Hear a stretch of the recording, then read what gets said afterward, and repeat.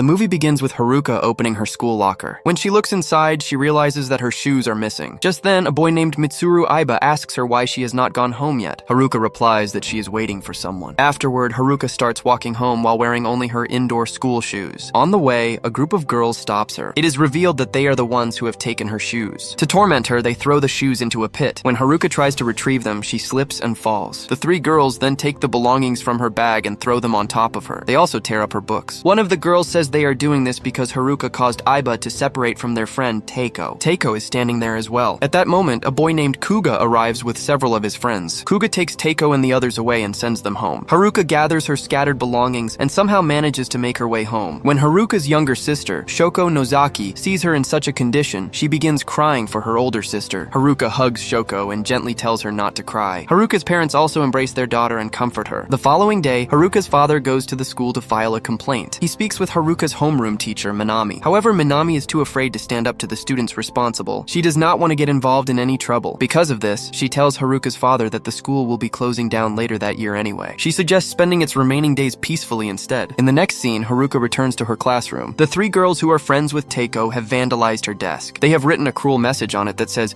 "Go somewhere and die." At the same time, while Haruka's father is on his way home, Kuga and his friends attack him by kicking him down a flight of stairs. Kuga has attached sharp objects to his shoes, causing Haruka's father to suffer serious injuries from the fall. After knocking him down, Kuga runs away laughing alongside his friends. Later during class, the students place a dead crow inside Haruka's desk. They then point it out to their teacher, Minami. Minami shows no concern at all. She continues writing on the blackboard as if nothing has happened. At that moment, Aiba stands up for Haruka and confronts Teiko. He asks if she is the one behind everything and tells her to stop. Kuga immediately responds, saying that Teiko is not responsible. He claims that he is the one who did it. A confrontation seems ready to erupt between the two boys. However, Kuga simply returns to his seat. Later, when Haruka arrives home, she sees her father suffering from a severe back injury caused by the fall. Her mother explains that a student pushed him down the stairs. Deep down, Haruka already suspects who could have done such a thing. Haruka's father tells her not to return to school from the following day onward. Her mother also forbids her from attending school until graduation. A few days later, Shoko speaks with their grandfather over the phone. She tells him that Haruka has been running a fever and has not attended school for several days because of it. As usual, Haruka's mother checks her temperature and says that she still has not fully recovered, so she should not return to school yet. However, Haruka is actually feeling completely fine. She is happy simply spending time with her younger sister, Shoko. Meanwhile, Teiko and her friends continue damaging Haruka's desk at school. They are also becoming extremely bored because they have not been able to torment Haruka for several days. As a result, they order a girl named Rumi Sayama to visit Haruka's house and convince her to return to school. They warn Rumi that if she fails, she will become their next target. The following day, Rumi visits Haruka at her home. She asks Haruka how she is doing while a song plays in the background. Rumi comments that the song sounds really nice and asks if she can borrow the CD. As Haruka takes out the CD, Rumi secretly tries to take a photo of her as proof for the other girls. However, Haruka notices and stops her just in time. Rumi then admits that she knows Haruka is not actually sick and asks her to come back to school. She explains that if Haruka refuses to return, the girls will begin bullying her instead. Despite this, Haruka firmly says that she will never go back to school. The next day, Teiko's three friends lock Rumi inside a locker. Rumi shows them the CD and insists that she really did visit Haruka. However, the girls refuse to believe her. They decide that Rumi will become their new victim from now on. Teiko is present during all of this, but as usual, she remains silent and does nothing. At the same time, she keeps the CD for herself. Meanwhile, Haruka is out spending time with Shoko when they run into Aiba. He is taking photographs of nature with his camera. Haruka introduces Aiba to Shoko. Aiba then takes a picture of the two sisters together. Back at school, Rumi has officially become the group's target. This time, Teiko begins cutting Rumi's hair in front of everyone. The other students watch and laugh. Strangely, Rumi does not seem upset at all. In fact, she appears completely unfazed by what is happening. After cutting her hair, Teiko asks her how she feels now. With a smile on her face, Rumi replies that she actually feels much lighter and better. Just then, one of the girls says that Rumi must bring Haruka back to school no matter what. Rumi responds by saying that she hates Haruka and wants to kill her. Meanwhile, Haruka and Aiba have become close friends. They spend more time together and often go out together. Before one of their outings, Shoko gives Haruka a handmade locket that she created at school. Haruka loves the gift. Afterward, Haruka and Aiba spend the day exploring different parts of town together. They visit a river where their hands accidentally touch. They continue visiting various places and enjoying each other's company. Later that night, they begin heading home. Along the way, they encounter two of Teiko's friends. The girls look extremely frightened and panicked. The moment they notice Haruka, they immediately cover their faces and run away. Haruka suddenly notices that her house is on fire. She immediately runs toward it and sees that the entire house is engulfed in flames. Her parents and her younger sister, Shoko, are trapped inside. Haruka desperately tries to rush into the burning house to save them. However, the people around her stop her from going inside. Moments later, firefighters and ambulances arrive at the scene. Without hesitation, Aiba runs into the burning house to rescue anyone he can. After some time, he emerges carrying Shoko in his arms. Shoko's body has suffered severe burns, but she is still alive. She is immediately taken to the hospital for emergency treatment. Seeing all of this unfold, Haruka can do nothing except cry and scream in despair. Sometime later, Haruka's parents succumb to their injuries from the fire. Her grandfather arrives and stays by her side to support her through the tragedy. Meanwhile, Shoko remains hospitalized. Her entire body is covered in bandages, and her condition is still critical. Following the incident, Haruka's grandfather moves in to live with her. The next morning, as Teiko prepares to leave for school, her mother tells her that the girl whose house burned down is one of her classmates. She encourages Teiko to visit Haruka and offer her support. Teiko agrees and heads to school. Elsewhere, Kuga, his friends, and Teiko's 3 friends are gathered together. They all appear terrified and deeply worried. One of the girls says that they are all going to get caught. Rumi is there as well, but unlike the others, she does not seem frightened at all. Later at school, Teiko sits quietly at her desk. Rumi approaches her and says that Teiko should not have gone home that day. She adds that everyone had a lot of fun afterward. As she says this, Rumi begins laughing. Afterward, their teacher, Minami, speaks with Rumi and advises her to stay away from the students causing trouble. Meanwhile, Kuga's 2 friends spend their time shooting crows with a gun and a crossbow. They do this because the town is extremely small and offers very little entertainment. There are no karaoke centers, game arcades, or other popular activities. Even bullying students at school has become something they do simply to pass the time. Elsewhere, 2 of Teiko's friends are overwhelmed with fear. They are convinced that sooner or later they will be exposed. At home, Rumi calmly sits and sketches pictures of Teiko. She has drawn numerous portraits of her. In reality, Rumi secretly admires Teiko and wants to become close friends with her. As winter arrives, snow begins falling across the town. By the next day, a thick blanket of snow covers the entire area. That same day, everyone at school is surprised to see Haruka return. Aiba approaches her and gently tells her that she does not need to force herself to come to school. Haruka is still overwhelmed by grief and shock. She struggles even to speak properly. Soon, Tachibana approaches Haruka. Along with 2 other girls, she takes Haruka back to the same pit where she was bullied before. Despite everything that has already happened, Tachibana still is not satisfied. She resumes tormenting Haruka and pushes her into the pit. Tachibana then climbs down after her and calls the other 2 girls to join them. She pulls out a knife and says that she has often thought about death herself. However, after witnessing Haruka's mother perish in the fire, she realized just how painful and terrifying death truly is. Just then, Tachibana grabs Haruka and declares that she will be the next one to die. However, Haruka notices a nail lying on the ground. In desperation, she picks it up and drives it into Tachibana's eye. The 2 other girls are horrified by what they witness and immediately panic. Haruka then grabs a stick from nearby and begins striking Tachibana with it. She continues attacking until Tachibana stops moving. Afterward, Haruka picks up the knife and turns toward the remaining 2 girls. The girls scream in terror. However, the area is isolated and there is no one nearby to hear them. One of the girls begs Haruka to stop. She insists that she was not responsible and claims that Kuga is the true culprit behind everything. Despite her pleas, Haruka refuses to back down. She attacks both girls and neither survives the encounter. The following day, news spreads throughout the school that Tachibana and the other 2 girls have been missing since the previous afternoon. Most people assume that the 3 of them ran away together and left town. At that moment, a police car arrives at the school. The sight immediately draws everyone's attention because police officers are rarely seen in the small town. Kuga and his friends become visibly nervous. Aiba notices their unusual behavior. Kuga quickly leaves the school grounds. On his way out, he unexpectedly encounters Haruka. He shoves her aside and angrily asks what she is doing there. What he does not realize is that Haruka has already attacked him once before. Haruka strikes him again, leaving him seriously injured. Kuga collapses and begins crawling across the ground in an attempt to escape. Haruka continues pursuing him. Eventually, Kuga falls from a high place and loses his life. The next day, Aiba visits Haruka's home to check on her. Haruka is still lying in bed and has not fully recovered emotionally. Her grandfather speaks with Aiba and explains that after graduation, he plans to take both Haruka and Shoko back to Tokyo. Meanwhile, Rumi is spending time with her mother when she receives a phone call from Kuga's friends. They tell her that Teiko's 3 friends have disappeared and that Kuga has also gone missing. They are convinced that Haruka is responsible. They fear that they could become her next targets. Because of this, they decide that they will confront Haruka themselves the following day. They invite Rumi to join them. Rumi is shocked by everything she hears. The next day, Haruka goes out by herself. Unbeknownst to her, Kuga's 2 friends secretly follow her. While Haruka pauses to look at some flowers, one of the boys fires an arrow at her. The shot misses and Haruka immediately runs away. The 2 boys then begin searching for her throughout the area. One of them carries a gun, while the other has a crossbow. Before long, the heavier boy finds Haruka. He forces her to the ground and says that he has always wanted her for himself. Threatening her with his gun, he behaves aggressively toward her. At that moment, Haruka spots a pair of pliers nearby. She grabs them and strikes back, severely injuring his nose. The boy screams in pain and drops the gun while trying to stop the bleeding. Just then, the second boy arrives and aims at Haruka. However, in the confusion, his arrow accidentally strikes his own friend in the head. Panicked and unable to think clearly, he lashes out wildly. The situation quickly spirals out of control. During the chaos, the heavier boy loses his life. Haruka then turns her attention to the remaining attacker. Using a pair of scissors, she fights back and ultimately kills him as well. Meanwhile, Kuga's parents go to teacher Minami and demand to know where their son is. They begin arguing with her, insisting on answers. Elsewhere, after dealing with several people, Haruka finally returns home. When her grandfather sees the condition she is in, he becomes deeply worried. However, he chooses not to ask her any questions. The next day, Aiba comes to visit Haruka. The two of them spend time together once again and return to the same riverside they visited before. Unable to keep her emotions bottled up any longer, Haruka breaks down. She cries, screams, and releases all the pain she has been carrying inside. Aiba stays by her side and comforts her. He confesses that he loves her and promises that he will always protect her. The two then share a kiss. Meanwhile, Teiko begins listening to Haruka's CD. Elsewhere, Aiba tells his grandmother that he plans to move to Tokyo for further studies. He explains that there is someone there whom he wants to protect. That night, Rumi goes to the same pit where the bodies were left behind. There she discovers 3 bodies buried beneath the snow. The sight shocks her completely. Panicking, she immediately starts calling Teiko. However, Teiko ignores every call. From the following day onward, Rumi refuses to leave her room. A flashback then reveals what happened on the day Rumi was being bullied. At that time, Rumi had angrily declared that she wanted to kill Haruka. Hearing this, Kuga and the 2 girls mocked her. They laughed and told her to stop talking nonsense because she could never do such a thing. In response, Rumi said that she would pour kerosene on Haruka's house and burn it down. Teiko heard everything that was being said. However, she did not object or try to stop the conversation. Back in the present, Teiko receives another call from Rumi. Rumi is crying uncontrollably. She says that she is going to die. Rumi claims that Haruka has already killed their friends, Kuga, and Kuga's companions as well. Teiko refuses to believe her. She insists that she never did anything that would make Haruka want to harm her. Rumi replies that Teiko is the reason everything happened in the first place. She accuses Teiko of hating Haruka because Aiba chose Haruka over her. Teiko immediately rejects the accusation. She says that Rumi has completely misunderstood the situation. According to Teiko, she never had feelings for Aiba and never cared about him at all. Frustrated, Teiko tells Rumi to leave her alone and ends the call. Filled with anger and disappointment, Rumi tears apart all the sketches she had drawn of Teiko. The story then flashes back to the day of the fire. Rumi was carrying a container of kerosene and was preparing to set Haruka's house ablaze. Kuga and Teiko's 3 friends were with her and treated the situation as entertainment. Teiko was there as well. However, she found the whole thing pointless and decided to leave before anything happened. Back in the present, Teiko deeply regrets that decision. She wishes she had stopped Rumi and the others that day. Later, Teiko decides to return Haruka's CD. She arrives at Haruka's house and calls out for her. When no one responds, she turns around and prepares to leave. At that moment, Haruka and her grandfather return home from the hospital by bus. Seeing Teiko standing there, Haruka asks her grandfather to go inside first. Teiko approaches Haruka and hands back the CD. Haruka accepts it and says that listening to that song always brings back memories from the past. Teiko says that it has been a very long time since the two of them last talked like this. The conversation gradually becomes warm and friendly, almost like old friends reconnecting. Haruka then remembers her first day at school. She recalls that Teiko was the very first person who treated her kindly. Back then, Teiko had openly shared her feelings and thoughts with her. Haruka says that Teiko was once a good friend to her. However, she also admits that she felt hurt because she believed Teiko had taken Aiba away from her. Teiko immediately denies it. She says that it is not true and insists that she never liked Aiba in the first place. After saying this, she stops herself and chooses not to reveal the full truth. A flashback then shows Teiko and Haruka happily spending time together. While they are talking, Aiba approaches and takes Haruka aside to speak with her. Watching this from a distance, Teiko quietly thinks to herself that all she ever wanted was for Haruka to stay by her side. Back in the present, Teiko prepares to leave after meeting Haruka. Just then, Haruka tells her to live her life well. Those words strike Teiko deeply. Finally realizing the weight of her mistakes, she falls to her knees and begs Haruka for forgiveness. Later, as a devastated Teiko walks home alone, Rumi suddenly attacks her from behind and attempts to stab her. Teiko barely manages to avoid the attack. She demands to know why Rumi is doing this. Teiko pulls out a knife of her own, but Rumi manages to stab her in the leg. Moments later, Rumi throws a stone at her, knocking her to the ground. Rumi laughs while watching her struggle. She then moves in to attack again. However, Teiko fights back and kicks her away. The two continue battling each other. Rumi rushes forward with her knife. Teiko swings her blade and cuts across Rumi's face. Even then, Rumi refuses to stop. She manages to stab Teiko in the chest. Teiko collapses to the ground and Rumi flees the scene. Later that night, Aiba calls Haruka. He tells her that he recently spoke with her grandfather. Since Haruka plans to move to Tokyo after graduation, Aiba says that he intends to go with her. However, Haruka quietly tells him that it will not be possible. Confused, Aiba asks her why. Haruka replies that he will understand once the snow melts. At that moment, Aiba is shown with blood-covered hands, revealing a much darker side of his personality. He says that in the end, Haruka chose her family over him. Filled with anger, he smashes his phone. Afterward, Aiba visits his grandmother. It is revealed that he has been tormenting her as well. His grandmother asks whether he killed killed his father in the same manner. Aiba calmly admits that he did. He explains that his father used to abuse his mother every day. Because of that, he decided to put an end to him. According to Aiba, after his father's death, there was no one left to harm his mother. He then claims that he ended her life as well. Aiba apologizes to his grandmother and says that whenever he becomes attached to someone, he does not know how to handle those feelings. Now he believes that Haruka has chosen her family instead of him. Aiba then says that he plans to meet Haruka's grandfather the following day. His words suggest that he intends to target him next. Meanwhile, Rumi returns to her room covered in blood. When her mother sees her condition, she repeatedly asks her to open the door. Instead, Rumi threatens her mother with a knife and tells her to stay away. Despite the threat, her mother gently tells her that no matter what happens, she will always remain by her side. Desperate to save herself, Rumi begins thinking about eliminating Haruka. The next day, the parents of all the missing students gather at the vice principal's office. They point out that all of the missing children were from the same class and disappeared after school. As a result, they begin blaming Minami and accuse her of being responsible. In reality, many of those students had previously bullied both other classmates and Minami herself. Their behavior reawakens painful memories from Minami's past. Overwhelmed by old trauma, she finds herself unable to stand up to them. Now, even the parents are treating Minami like a target. Unable to handle the pressure, Minami begins vomiting, panics, and runs away. At the same time, a snow-clearing vehicle is operating nearby. In the chaos, Minami is struck by the heavy machinery and loses her life. Meanwhile, Haruka heads to the hospital to visit her younger sister Shoko. However, Rumi has already arrived there ahead of her. Rumi is preparing to pour kerosene on Shoko and set her on fire once again. Before she can act, Haruka suddenly appears. A fierce struggle immediately breaks out between the two. Haruka grabs Rumi by the throat and begins choking her. At that exact moment, Shoko's condition suddenly worsens. Taking advantage of the confusion, Rumi breaks free and escapes. Sometime later, Aiba also arrives at the hospital to see Haruka. Just then, a nurse rushes toward Haruka with alarming news. She tells Haruka that something terrible has happened to her grandfather. Haruka runs to see him and discovers that he has been severely beaten. He is immediately taken into surgery. At that moment, Haruka begins suspecting Aiba. She rushes over to him and notices blood on his hands. Now convinced that he is involved, she confronts him. Aiba tries to explain himself. He claims that the blood came from an old injury and insists that everything he did was for her sake. However, Haruka steps away from him in fear and disbelief. Just then, Rumi returns once again. This time, she begins revealing everything to Haruka. She admits that she poured kerosene around Haruka's house. She also confesses that when Haruka's mother arrived, she poured kerosene on her as well. Kuga then threatened everyone using fire. However, the flames spread unexpectedly and quickly spiraled out of control. After the fire started, Rumi and the others fled the scene. Hearing the truth, Haruka is overwhelmed with rage. She rushes toward Rumi with the intention of attacking her. Before she can reach her, Rumi stabs Haruka in the stomach with a knife. Aiba witnesses the incident and immediately attacks Rumi. He beats her relentlessly until she collapses and dies. Despite her serious injury, Haruka somehow manages to get back on her feet. At that moment, she notices a photograph that falls from Aiba's bag. The picture shows her father and Shoko during the fire. Aiba casually admits that he took the photograph because the scene caught his attention and he wanted to capture it with his camera. Hearing this, Haruka finally understands the truth. She realizes that Aiba is far more disturbed than she ever imagined. Haruka pulls out her knife and attacks him. However, Aiba avoids the strike. Consumed by anger, he begins repeatedly punching Haruka in the face. Just as Aiba is about to take a photograph of Haruka in her weakened state, something unexpected happens. Although badly injured, Haruka is still conscious. She notices a crossbow lying nearby. Gathering the last of her strength, she grabs it and fires an arrow directly at Aiba. The shot strikes his eye and destroys his camera at the same time. Aiba collapses immediately and dies on the spot. However, Haruka has suffered too many injuries. Her strength begins to fade and she is unable to recover. Shortly afterward, Haruka passes away as well. Several months later, the middle school graduation ceremony is held. Almost no one from the town attends the event. Only one former student appears. That student is Teiko. She quietly enters her old classroom. As she looks around, memories of the days she spent with Haruka come flooding back. She remembers the moments when the two of them were genuinely happy together. Holding on to those memories, she stands alone in the classroom. With that bittersweet reflection, the story reaches its conclusion. Thank you for watching. If you enjoyed this recap, don't forget to like the video and subscribe to the channel. See you in the next video. Until then, take care and stay tuned for more recaps.